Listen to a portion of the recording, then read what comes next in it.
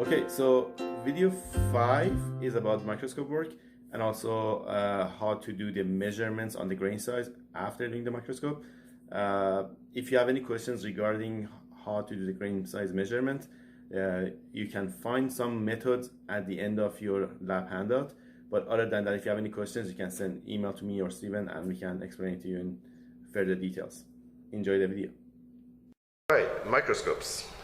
So we have our sample here, which has the 4 specimens, and the first thing that we need to think about before we actually use our microscope is which of the 4 samples we're going to look at. So in this case, it's a little bit difficult to tell sometimes, but I know this that right here is the tensile transverse direction. That one's easy to tell because of the piece of pie kind of shape there.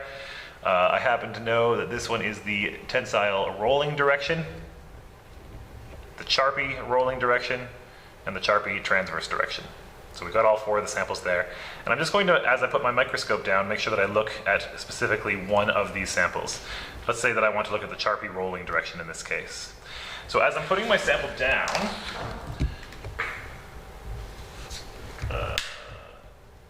I'm not sure if you can see that in the video. The shininess? But there is a single shiny dot on there. That's going to tell me exactly where I'm going to be looking. And so as I'm putting this down, I'm putting it onto the Charpy RD in this case, and as I bring it down, I just make sure that dot is going to be in that place. The image shows up on the screen. This dial here is my brightness, so let's bring that brightness down a little bit. And then here I have my coarse focus and my fine focus on my microscope.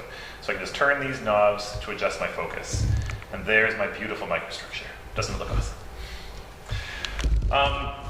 At this point we're quite zoomed out, and so we can't see the individual grains maybe, but it's a good idea to start zoomed out anytime you're doing microscope work, because that allows you to move around and find a good location to take your images.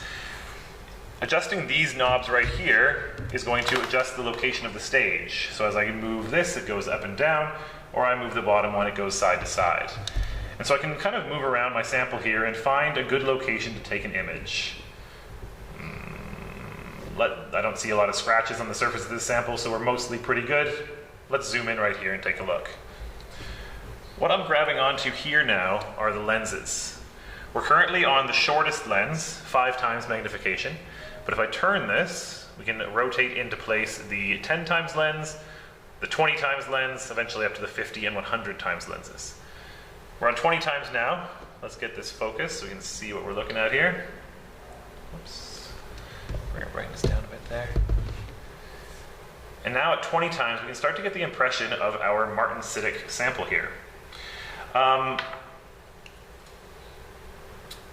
Martensite has a very unique kind of grain structure, this sort of needle-shaped grains, kind of a shattered glass kind of look is how I like to describe it. And to get a real good impression of this, we should zoom in even further. Let's rotate this again into 50 times. Now we can really see those needles. And to actually take this image, we're going to zoom it into 100 times, because at the end of the day, you guys are going to have to count these grains. At 100 times magnification, getting that focused, we can see that beautiful martensite. It's a little bit harder to focus at 100 times, and even a little bump on the table really messes up the image. But we can focus that as best we can, adjust our brightness as best we can to reveal that structure. Maybe even move around if we really wanted to find a new location here. And take our image. Get it focused as best we possibly can here. And hit the capture button here on the computer. When I hit capture, that dumps my image into the capture folder. This right here is the picture that I just took. I'm going to rename that immediately, knowing that this sample is 1040 quenched in the Charpy rolling direction at 100 times magnification. Why magnification is important? The magnification is very important to get accurate in this case because we don't actually have a scale on this image, and so you guys are going to use that 100 times magnification to know how wide this image truly is. And where we can get the scale for the magnification? The scale for the magnification is in the Lab 4 handout. There should be a table that tells you that at 100 times magnification, the width of this image, I believe, is 0.1 millimeters.